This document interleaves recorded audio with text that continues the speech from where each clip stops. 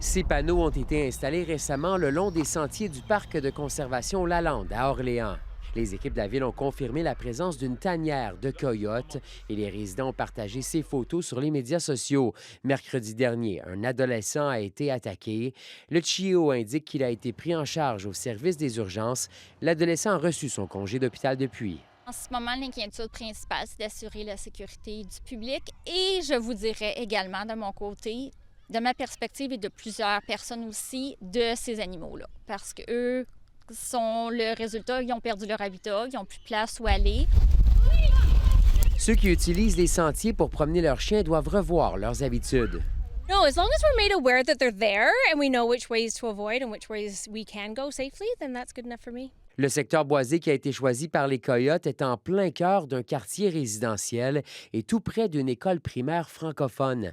La relocalisation des Coyotes n'est pas autorisée par la législation provinciale puisque cela peut compromettre la survie des animaux. Compte tenu de la situation, les services municipaux étudient les mesures à prendre pour la suite. Il semble comme si ces animaux-là ne sont pas des prédateurs envers les humains. Il semble que ces animaux protègent leur tanière.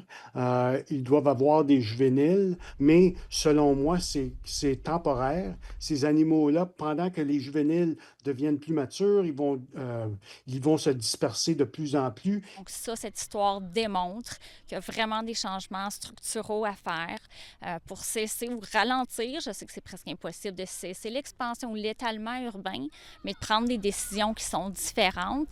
La Ville d'Ottawa confirme qu'il y a eu 4 incidents entre humains et coyotes depuis 2014. Mais en cas de rencontre avec un animal sauvage, elle rappelle qu'il est préférable de ne pas s'en approcher, qu'il ne faut jamais lui tourner le dos ou prendre la fuite et qu'il faut se tenir droit, agiter les bras et faire du bruit. Ici Frédéric Pepin, Radio-Canada, Ottawa.